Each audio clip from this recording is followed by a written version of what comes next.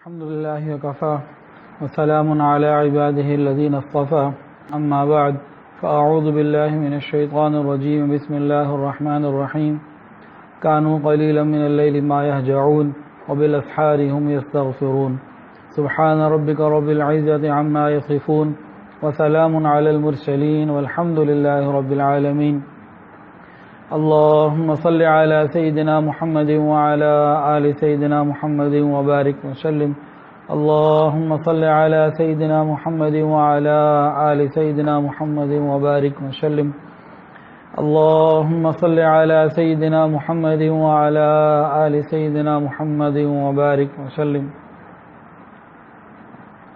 آج کل کا زمانہ حالات باتیں کرنے کے ہیں، میسیجز فارورڈ کرنے کے ہیں، عمل کرنے کے نہیں۔ یہ بے عملی کا وقت گزر رہا ہے، ہماری زندگیوں سے عمل نکل گیا۔ بے عملی کی بنیادی طور پر دو وجوہات ہیں، وجوہات تو کافی ہیں لیکن دو وجوہات عام طور سے ہیں۔ ایک تو یہ ہے کہ خیر کی بات ہم سنتے ہیں، جیسے آج بھی سنیں گے، لیکن عمل کی نیت سے نہیں سنتے، بس سن لیتے ہیں کہ جی بڑی اچھی بات کہی، بڑا اچھا انداز تھا، بڑا مزہ آیا جی، حضرت جی آج تو بہت ہی کمال ہو گیا جی، آج تو بہت اچھی بات بتائی۔ عمل کی نیت نہیں ہوتی سننے کے اندر، اس وجہ سے بھی عمل اندر نہیں آتا۔ ایک اور بات بھی ہے، آج ہماری بے عملی کی ایک وجہ یہ بھی ہے کہ ہم نے دوسروں کے اعمال کو دیکھنا شروع کر دیا، اپنے اعمال سے ہم غافل ہیں۔ وہ کیا کر رہا ہے، اس کے گھر میں کیا ہو رہا ہے، اس کی زندگی میں کیا ہے۔ جو مسائل بھی پوچھتے ہیں علماء سے تو دارالفتہ سے پوچھتے ہیں جی فلاں گھر میں ایسے ہو رہا ہے، ان کی شادی میں ایسے ہوا، اس نے ایسے کیا۔ اپنے آپ کو ہم بھول گئے۔ قیامت کے دن مجھ سے میرا سوال ہوگا، اس کا سوال ہی نہیں ہوگا۔ اگر ہم لوگوں کی فکر چھوڑ کر اپنی فکر کرنے لگ جائیں کہ مجھ سے میرا کیا معاملہ، میں کیا کر رہا ہوں، میں کیسے زندگی گزار رہا ہوں، میرا اعمال نامہ روز اللہ کے پاس جا رہا ہے، یہ آج کیسا گیا، تو انشاءاللہ ہماری زندگی میں عمل آ جائے گا۔ تو ہمیں دوسروں کو چھوڑنا ہوگا، اپنی فکر کو پکڑنا ہوگا، پھر بات بنے گی، ورنہ پریشانی رہے گی۔ ایک وہ وقت تھا کہ تہجد کے فوت ہونے پر لوگ رویا کرتے تھے، سسکیاں بن جایا کرتی تھیں کہ میری تہجد فوت ہو گئی۔ اور آج وہ وقت ہے کہ فرض نماز مہینوں گزر جاتے ہیں اور ٹس سے مس نہیں ہوتے۔ کل ایک خاتون سے بات ہوئی، انہوں نے بتایا اپنے دیور کے متعلق کہ فقط سال میں عید کی نماز 2 دفعہ پڑھ لیتے ہیں، اللہ اللہ خیر صلی اللہ، 365 دن میں صرف 2 نمازیں اور وہ بھی عید کی نمازیں۔ تو بے عملی کا یہ زمانہ ہے۔ تو آج کل کے حالات میں ہمیں بہت زیادہ فکر مند ہونے کی ضرورت ہے۔ کبھی کہیں سے کوئی پریشانی مسلمانوں پر، کبھی کہیں سے کوئی پریشانی۔ یہ کیوں پریشانیاں آ رہی ہیں؟ یہ پریشانیاں اس لیے آ رہی ہیں کہ ہم عمل سے دور ہیں، باتوں کی طرف آ گئے۔ اللہ رب العزت باتوں سے حالات تبدیل نہیں کریں گے، اعمال سے حالات تبدیل کریں۔ تاہم آج جو بات کرنی ہے وہ تہجد کے متعلق کرنی ہے۔ تہجد یہ اللہ والوں کے عبادات ہیں، عبادات میں سے ہیں۔ تہجد تمام انبیاء کی عبادات میں سے ہے، اور حضور پاک صلی اللہ علیہ وسلم تہجد کی نماز پڑھا کرتے تھے، پابندی سے پڑھا کرتے تھے، سفر میں بھی پڑھتے تھے اور اپنے مقام میں بھی پڑھتے تھے، صحت کے زمانے میں بھی پڑھی اور بیماری کے زمانے میں بھی پڑھی، جوانی میں بھی پڑھی اور بڑھاپے میں بھی پڑھی۔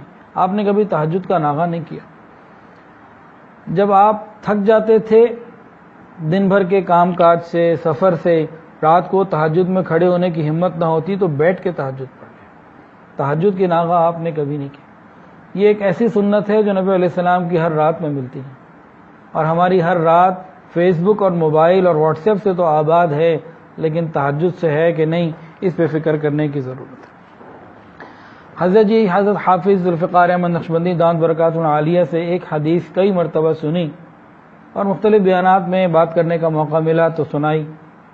حضرت فرماتے ہیں کہ تہجد کے وقت فرشتوں کی 3 ٹیمیں میرے اللہ بناتے ہیں۔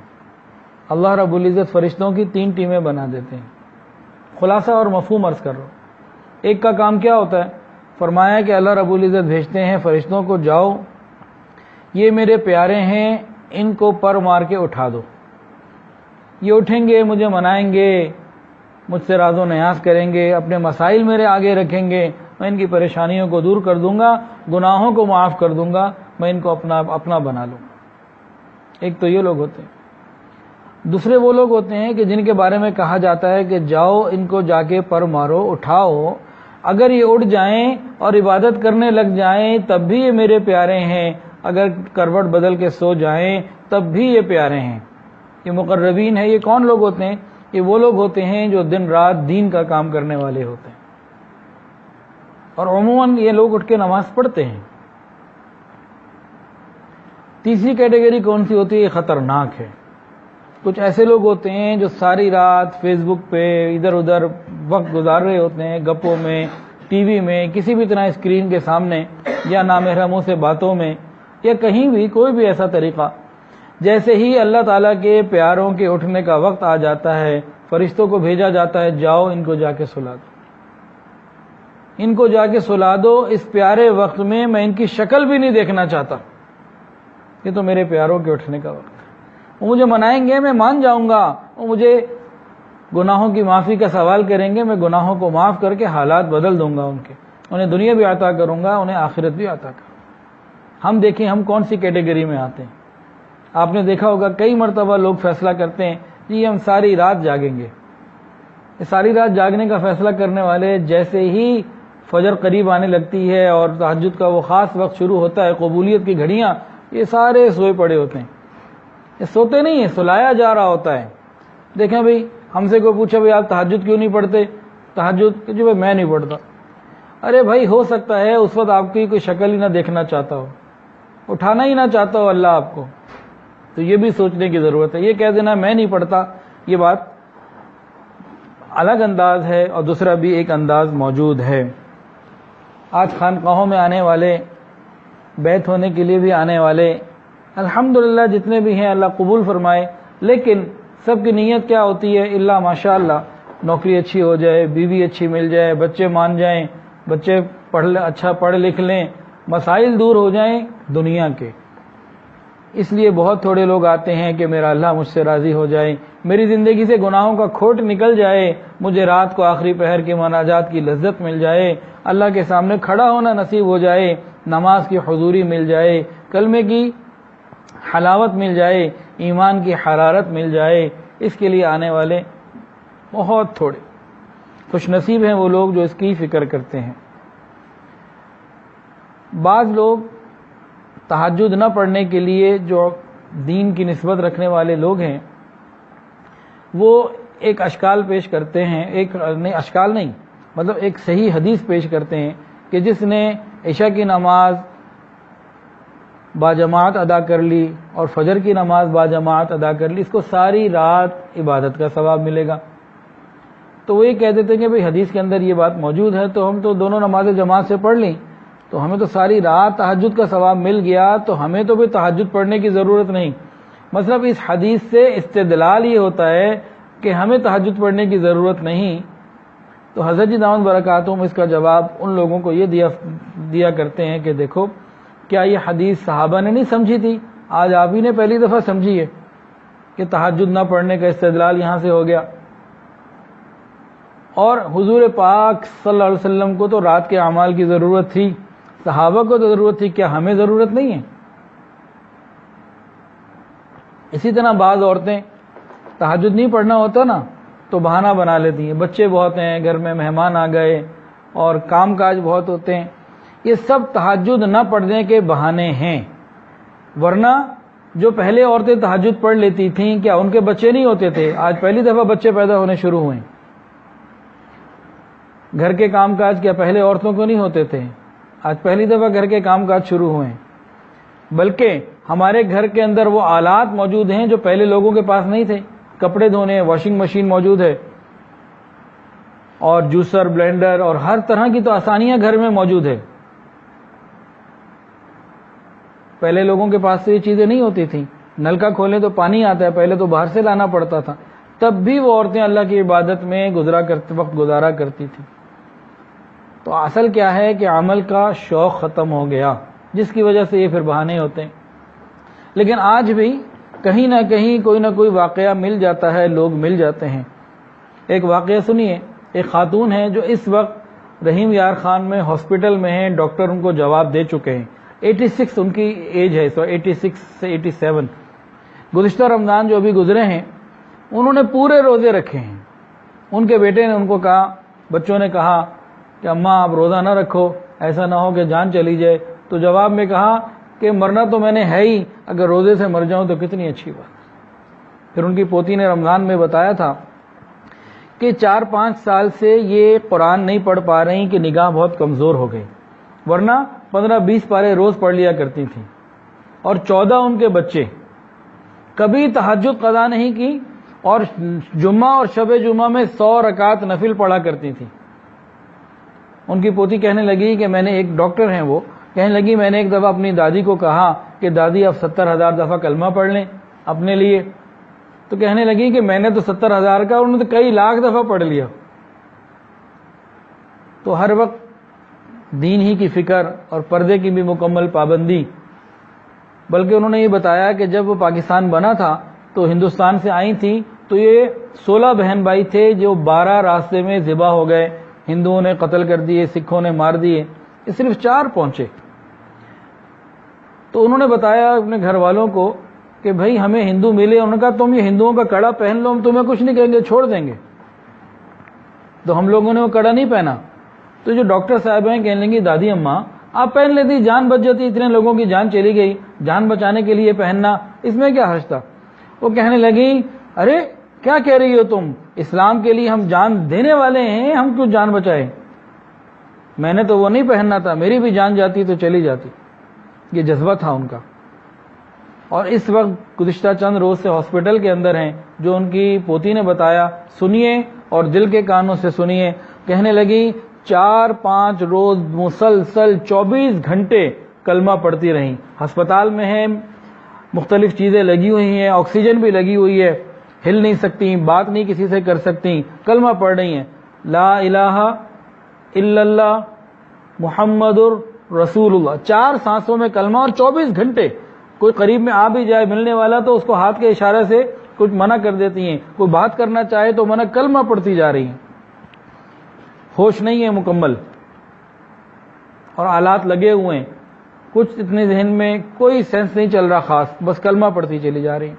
اور کہنے لگی کل صبح جو میسج آیا کہ اب تو ڈاکٹروں نے بتا دیا دل، دماغ، یعنی کہ جو بھی بہت سارے آرگنز ہیں یہ کام کرنا چھوڑ چکے ہیں، اب کسی وقت بھی بس اللہ رب العزت اپنے پاس بلا لیں گے۔ لیکن جب زبان بند ہوئی، زبان سے کلمہ جاری تھا، اور گزشتہ 4 روز مستقل جو مجھے بتایا گیا 24 گھنٹے کلمہ پڑھتی رہی۔ یہ کیا تھا؟ یہ تہجد کی پابندی تھی، یہ دین کی پابندی تھی، یہ پردہ تھا جس نے موت کے وقت بھی کلمہ عطا کر دیا۔ اللہ تعالیٰ ان کے لیے آسانی فرمائے، اور جو آخری مراحل ہیں ان کے لیے آسانی کے خیر کے ساتھ کرے، اور ہماری موت کا بھی جب وقت آئے ہماری زبانوں میں کلمہ جاری ہو، اس کے لیے فکر کرنے کی ضرورت ہے۔ ایک دفعہ خلیفہ بغداد کی والدہ خلیفہ کے پاس آئیں اور کہنے لگی کہ لگتا ہے تمہاری سلطنت کا زوال شروع ہونے والا ہے۔ کہا ماں آپ کو کیسے پتہ لگا؟ آپ گھر میں رہنے والی، محل میں رہنے والی، آپ میری سلطنت کے امور کے بارے میں کیا جانتی ہیں؟ دیکھیں کوئی ساتھی کہے کوئی تو وہ کوئی بات بھی ہو کہ بھئی کوئی سازش ہونے والی ہے ہمارے لیے، یہ کیا ہونے والا ہے؟ تو گھر کے اندر ایک بوڑھی عورت جب کہے تو خلیفہ نے حیران ہو کے پوچھا بھی کیا بات ہے، کیوں آپ یہ کہہ رہی ہیں؟ کہنے لگی کہ پہلے ایسا ہوتا تھا کہ رات کے وقت گھروں میں ہر گھر سے قرآن پڑھنے کی، تہجد کی آوازیں آیا کرتی تھیں، اور اب وہ آوازیں آنا بند ہو گئی ہیں۔ اس کا مطلب ہے اب مسلمانوں کا زوال شروع ہو گیا۔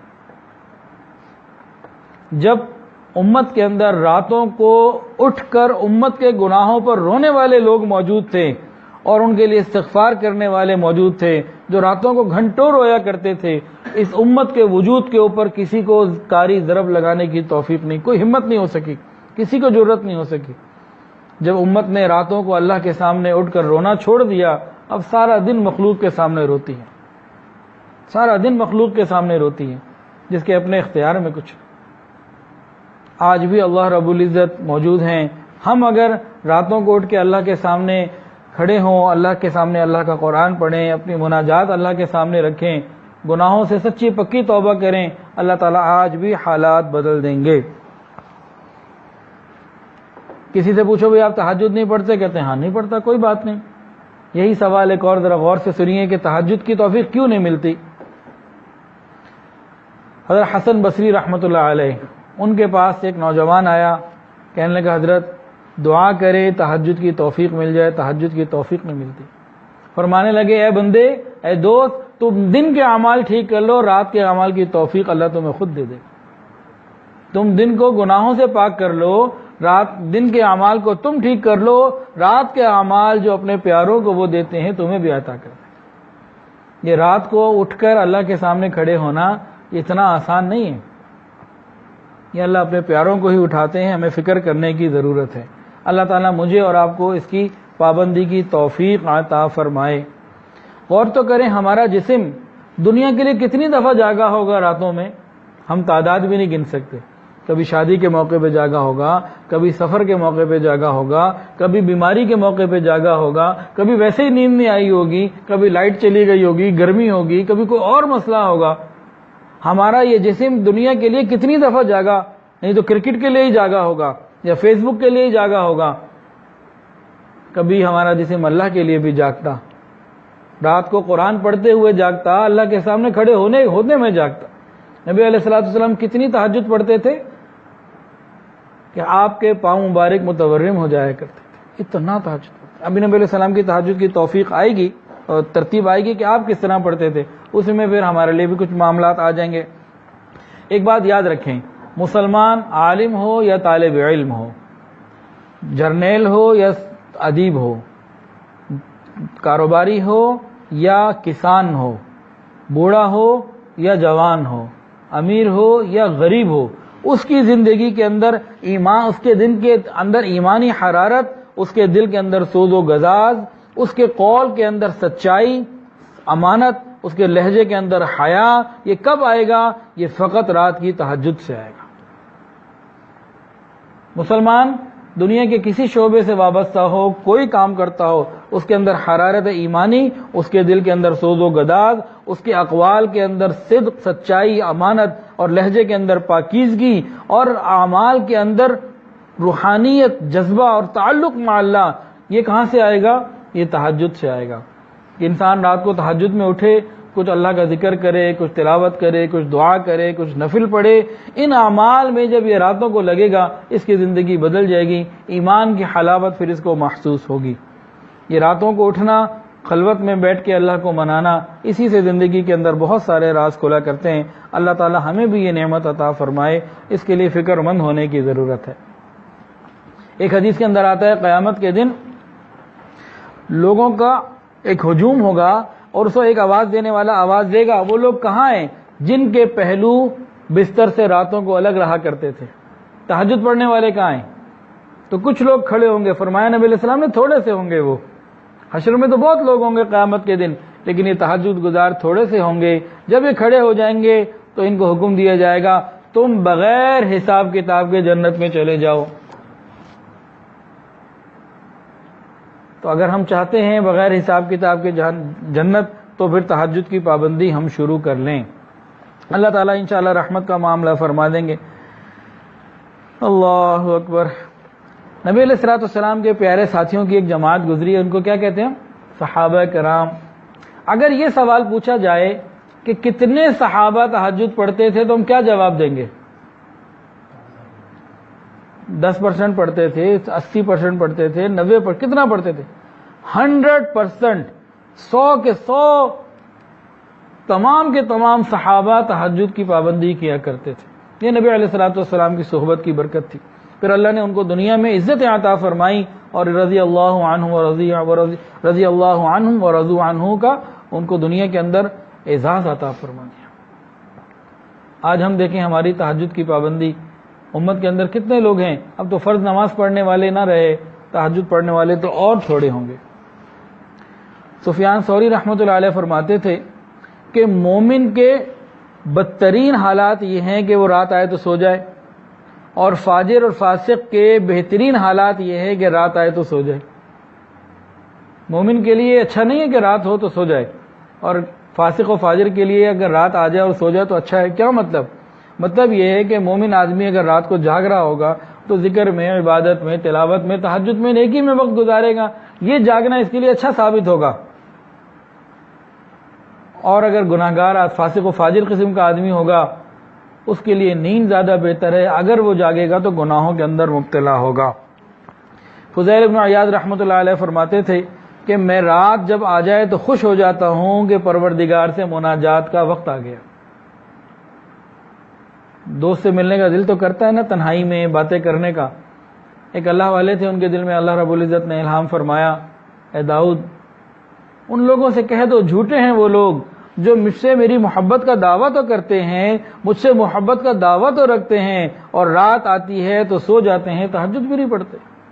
کیا دوست اپنے دوست سے ملاقات کے لیے رات کی تنہائی کا انتظار نہیں کرتا؟ تو جن کو اللہ تعالیٰ سے محبت ہوتی ہے راتوں کی تنہائی کا انتظار کیا کرتے ہیں. یحییٰ بن معاذ رحمۃ اللہ علیہ فرماتے تھے کہ دل کی دوا 5 چیزوں کے اندر ہے. دل کی دوا 5 چیزوں کے اندر ہے. نمبر 1، غور اور فکر کے ساتھ قرآن مجید کی تلاوت کرنا، قرآن مجید پڑھنا اور اس کے اندر سوچنا، تدبر کرنا، فکر رکھنا. نمبر 2، خالی پیٹ رہنا، کم کھانا. نمبر 3، راتوں کو اللہ کے سامنے کھڑا ہونا. نمبر 4، سحری کے وقت میں اللہ تعالیٰ کے سامنے رونا، استغفار کرنا. اور نمبر 5، نیک لوگوں کی، علماء کی صحبت کو اختیار کرنا. علماء کی صحبت سے، نیک لوگوں کی صحبت سے دل صاف ہو جایا کرتے ہیں. اور ایک بزرگ نے فرمایا جنت کے تمام راستوں میں سے سب سے زیادہ آسان اور محفوظ راستہ یہ تہجد کی پابندی کا راستہ ہے کہ تہجد کے وقت میں انسان اپنے آنسوؤں کو قاصد بنا کے اللہ کے دربار میں بھیج دیتا ہے. اور اہل تہجد کے لیے، تہجد پڑھنے والوں کے لیے اللہ خاص رحمت کا معاملہ فرماتے. حدیث کے اندر آتا ہے آخر شب میں اللہ رب العزت آسمان دنیا کے اوپر اپنی رحمت سے نزول فرماتے ہیں. وہ کیا کیفیت ہے وہ میرے اللہ جانتے ہیں، وہ ہمیں نہیں معلوم، لیکن ایک خاص کیفیت اس وقت ہوتی ہے. یہ کون سا وقت ہوتا ہے؟ یہ وہ وقت ہوتا ہے جب تہجد میں اللہ کے پیارے اللہ کے سامنے کھڑے ہونے کے لیے مصلی پر آ جاتا ہے. خاص وقت ہوتا ہے. اس کو آوازیں کیا لگ رہی ہوتی ہیں؟ حل من سائل فاعطی له، ہے کوئی مانگنے والا کہ میں اس کو عطا کروں؟ تو جب اللہ رب العزت کی طرح آواز لگ رہی ہے اور انسان مانگے تو کیا نہیں ملے گا؟ ہے کوئی پریشان حال کہ اس کی پریشانیوں کو میں دور کروں؟ تو اس وقت تو بہت آسانی ہوتی ہے. حضرت جی فرماتے ہیں کہ تہجد کے وقت اٹھ کے اللہ کے سامنے اپنے حالات رکھ دینا یہ ایسا ہے جیسے 1 ونڈو آپریشن. دنیا کے اندر ایک ٹرم استعمال کی گئی 1 ونڈو آپریشن. بھائی جن لوگوں کی فیکٹریاں ہوتی ہیں، کارخانے ہوتے ہیں یا اور اس طرح کے بڑے بزنس ہوتے ہیں تو ان کو مختلف محکموں سے ڈیل کرنا پڑتا ہے. انکم ٹیکس ہے، کوئی سیل ٹیکس ہے، کوئی ہے، تو مختلف محکموں سے ڈیل کرنے کا الگ الگ جانا ہوتا تھا. تو گورنمنٹ نے ان لوگوں کی سہولت کے لیے ایک سلسلہ شروع کیا 1 ونڈو آپریشن کہ بھئی آپ اس ونڈو پر آ جائیں، آپ کے سارے کام یہیں ہو جائیں گے. تو بھئی یہ رات کو تہجد یہ بھی 1 ونڈو آپریشن کی مانند ہے. بیماری کا مسئلہ ہے وہ رات کو اللہ سے ٹھیک کروا لیں، قرضوں کا مسئلہ ہے وہ اللہ سے ٹھیک کروا لیں، اولاد کا مسئلہ ہے وہ اللہ تعالیٰ سے اپنی بات منوا لیں. جتنے مسائل ہیں ہم سارے کے سارے راتوں کو اللہ کے سامنے پیش کریں، اللہ تعالیٰ حل فرما دیں.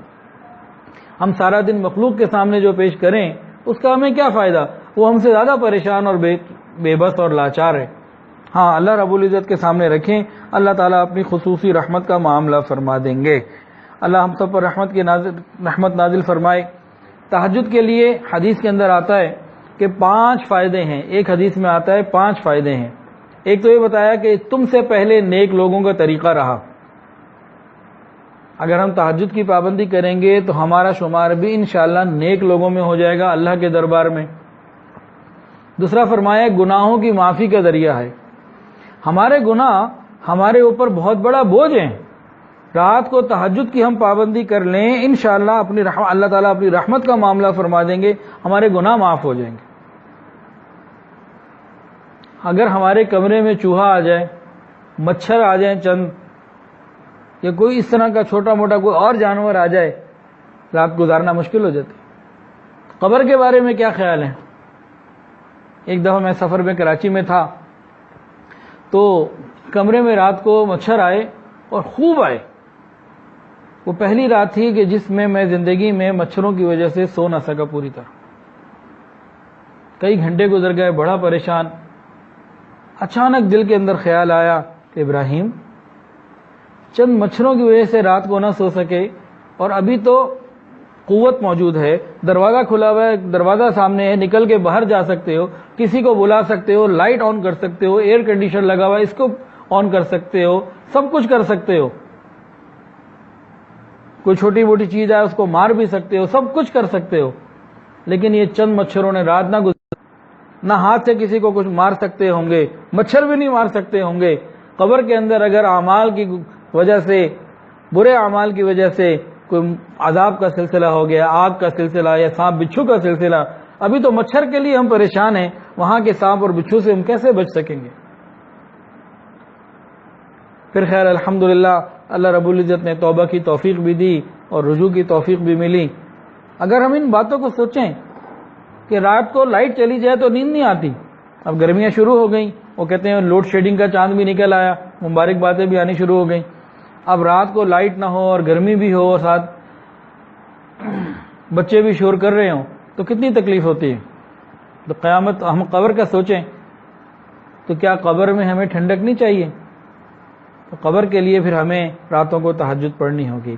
تو پہلے صلح کا طریقہ ہے اور گناہوں کی معافی، جس کے گناہ معاف ہو جائیں گے انشاءاللہ قبر آسان ہو جائے گی. اس کے علاوہ اللہ تعالیٰ کی خوشنودی کا ذریعہ ہے، اللہ راضی ہو جاتے ہیں، جس سے اللہ راضی ہو جائے اس کی زندگی آسان ہو گئی. اور فرمایا جسم کو بیماریوں سے بچانے کا ذریعہ ہے. تہجد کے اندر شفا اللہ نے رکھی.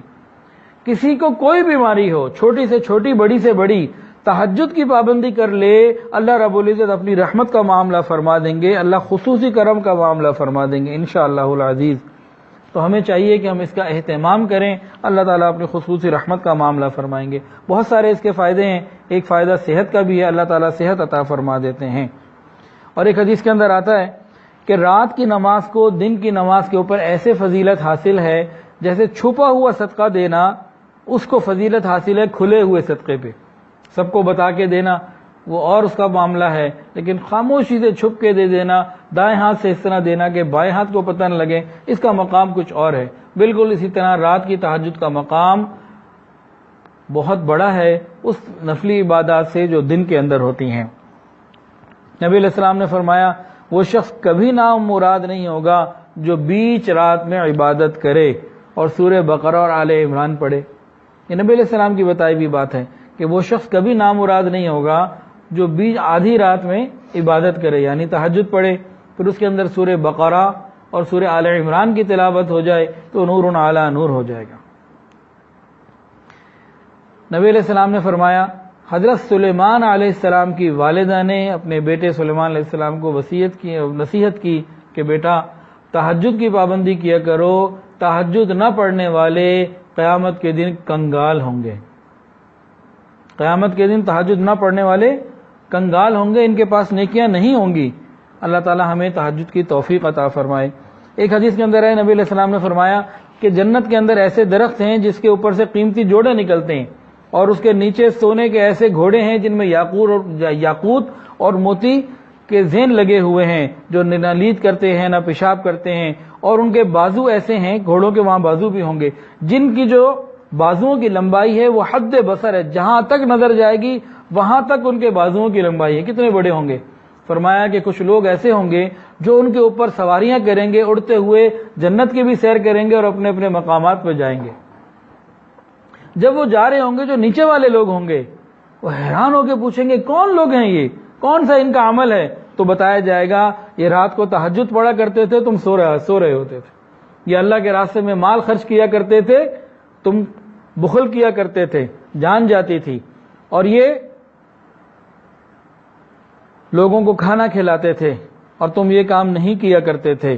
اور یہ لوگ روزے رکھا کرتے تھے اور تم لوگ نفلی روزے نہیں رکھا کرتے تھے. اور یہ لوگ اللہ کے راستے میں جہاد کیا کرتے تھے اور تم لوگ نہیں کیا کرتے تھے. انسان کے اندر بعض دفعہ کچھ ایسی برائیاں ہوتی ہیں نہیں چھوڑ پاتا. عام طور سے جو لوگ بیت ہوتے ہیں نا وہ پریشان ہوتے ہیں حضرت کیا کریں، یہ گناہ نہیں چھوٹ رہا، کوئی طریقہ بتائیں. تو گناہوں سے بچنے کا طریقہ سنیے، اور نبوی طریقہ۔ حضور پاک صلی اللہ علیہ وسلم کے بارے کو ایک شخص کی خبر ملی کہ وہ شخص ایسا ہے، نمازیں بھی پڑھتا ہے، تہجد بھی پڑھتا ہے، لیکن دن میں چوری کرتا ہے۔ کسی کی خبر ملی کہ جی بندہ تو نمازی بھی ہے اور تہجد گزار بھی ہے، راتوں کو تو تہجد پڑھتا ہے، دن میں چوریاں کرتا ہے۔ نبی علیہ السلام نے کیا ارشاد فرمایا تھا کہ اس کی رات کی تہجد اسے گناہوں سے بچا لے گی۔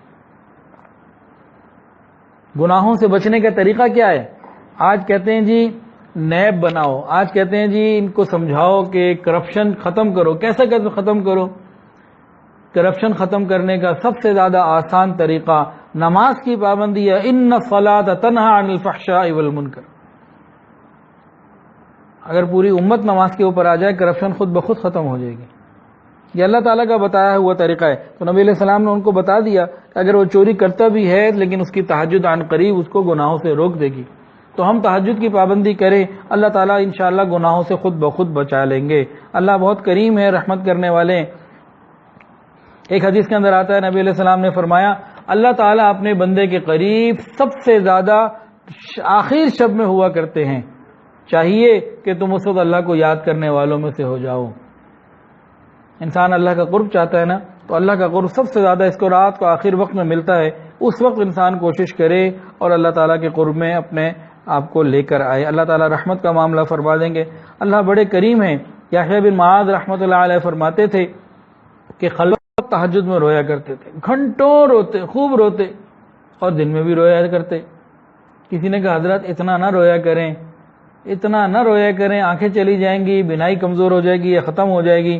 فرمایا اگر یہ میری بینائی چلی گئی، اللہ کے سامنے رونے کی وجہ سے یہی میری آنکھیں قیامت کے دن میری گواہی بن جائیں گی کہ اللہ کے سامنے رو رو کے میری آنکھیں چلی گئیں۔ اب چند باتیں نبی علیہ الصلوۃ والسلام کی تہجد کے بارے میں سن لیجئے، اور اس کے بعد پھر ہم کیا کریں تھوڑا سا وہ بھی بات کر لیتے ہیں، وقت گزر رہا ہے۔ حضور پاک صلی اللہ علیہ وسلم کے بارے میں آتا ہے کہ آپ تہجد کی پابندی رکھتے تھے۔ پوری امت کے اوپر یہ نفل ہے، نبی علیہ الصلوۃ والسلام کے لیے لازمی تھی۔ آپ بہت اس کی پابندی کیا کرتے تھے۔ کتنی رکعتیں پڑھتے؟ مختلف روایات ہیں۔ جو عمومی طور پر روایت ہیں وہ 8 رکعت کی ہیں، کم اور زیادہ بھی ملتی ہیں لیکن 8 رکعت کی۔ طریقہ کیا ہوتا؟ حضور پاک صلی اللہ علیہ وسلم جب اپنے بستر سے اٹھتے تو اپنی آنکھوں کو اس طرح مل لیتے، چہرے کو مل لیتے۔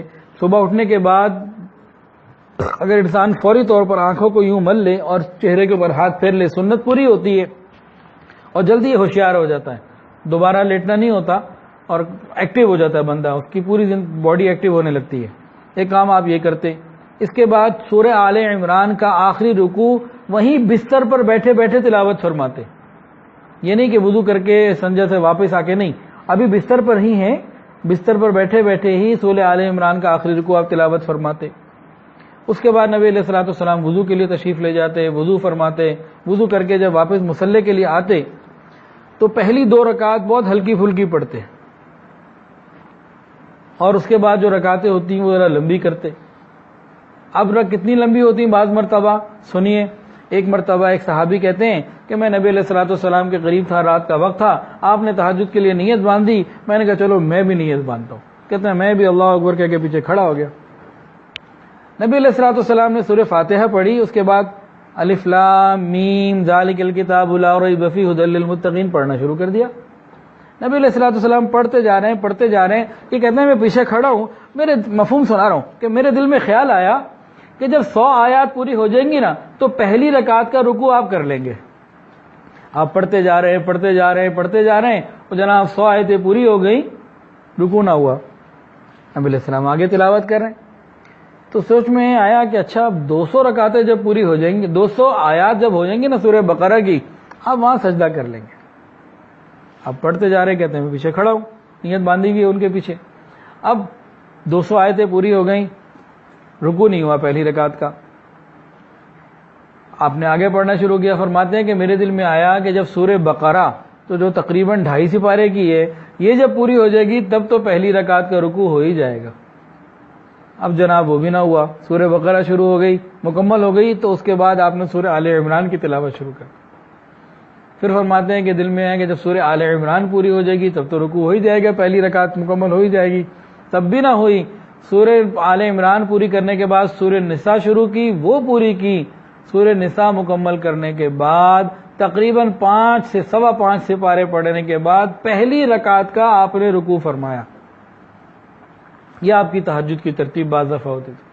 اور بعض مرتبہ کیا ہوتا، کوئی ایک آیت اس کو لے لیتے اور ساری رات اسی آیت کو دہراتے رہتے نماز۔ جیسے آج کل بچے چوئنگم لے لیتے نا، چوئنگم لینے کے بعد گھنٹوں بس اسی کو چباتے رہتے ہیں۔ تو نبی علیہ الصلوۃ والسلام اور بعض اللہ والوں کا یہ معاملہ رہا کہ ایک آیت کو بس امام اعظم امام حنیفہ رحمۃ اللہ علیہ ایک مرتبہ یہ آیت کا ٹکڑا وَامْتَازُوا الْيَوْمَ أَيُّهَا الْمُجْرِمُونَ ساری رات پڑھتے رہے۔ نبی علیہ السلام ایک مرتبہ ان تعذبهم فإنهم عبادك اس آیت کو ساری رات پڑھتے رہے۔ اور اسی طرح امی عائشہ رضی اللہ تعالیٰ عنہ بھی ایک آیت وَبَدَا لَهُم مِّنَ اللَّهِ مَا لَمْ يَكُونُوا يَحْتَسِبُونَ ساری رات پڑھتی رہی، تو خوب قرآن پڑھا کرتے۔ تو بہرحال کبھی 8 رکعت کی تلاوت ہوتی۔ اچھا، امی عائشہ فرماتی ہیں کہ جب صحت ہوتی اور جسم کے اندر قوت ہوتی تو کھڑے ہو کے پڑھتے، اور اگر سفر کی تھکان کی وجہ سے یا بڑھاپے میں کمزوری کی وجہ سے، جب نبی علیہ السلام کا عمر کا آخری حصہ تھا، کبھی بیماری ہے، کمزوری ہے، سفر ہے، انسان ہے، یہ سارے حالات آقا کے ساتھ گزرے ہیں، تب بھی تہجد قضا نہ کرتے، آپ بیٹھ کے تہجد پڑھتے۔ تہجد کی قضا نہ ہوتی تھی، بیٹھ کے پڑھتے، اور جو بیٹھ کے پڑھتے تو اس کی کیا کیفیت امی بیان فرماتی ہیں، آپ بیٹھے ہوئے ہیں، نیت بندی ہوئے تہجد پڑھ رہے ہیں، جتنا بیٹھ کے قرآن پڑھنا پڑھا، اس کے بعد رکوع کرنے سے پہلے کھڑے ہوتے اور 20-30 آیات یا 40 آیات کھڑے ہو کے تلاوت فرماتے، پھر رکوع کرتے۔ یہ بھی آپ بیٹھ کے نماز پڑھ رہے ہیں تو کھڑے ہو کے اس میں 30 آیتیں 20 آیتیں آ جاتی تھی۔ تو نبی علیہ السلام کا یہ مبارک معمول۔ اچھا، کبھی اگر کسی وجہ سے رات کو سفر ہے، کتنے سفر نبی علیہ السلام نے کیے، اگر کسی وجہ سے رات کو تہجد نہ پڑھ پاتے تو اگلے دن اس معمول کو صبح کے وقت پورا کر لیتے، اشراق کے بعد، زوال سے پہلے پہلے۔ اور ایک حدیث بھی ہے کہ اگر رات کا کوئی معمول چھوٹ جائے، رہ جائے کسی مجبوری اور مشغولی کی وجہ سے، کسی وجہ سے، تو انسان اگلے دن اس کو ظہر سے پہلے، زوال سے پہلے پہلے اس معمول کو پورا کر لے، اللہ تعالیٰ اس کا ثواب عطا فرما دیتے ہیں۔ تو نبی علیہ الصلوۃ والسلام نے جو تہجد پڑھی اور خوب پڑھی، راتوں کو اللہ کو منایا کرتے تھے، تو بھئی ہم بھی اس کی فکر اور کوشش شروع کر دیں اپنی آج کے بعد ہماری زندگی میں تہجد کے بغیر کوئی دن نہ گزرے، اس کا ہم ارادہ کریں۔ اب ہم لوگ کیسے تہجد شروع کریں، اس کی ایک آسان ترتیب سن لیجئے۔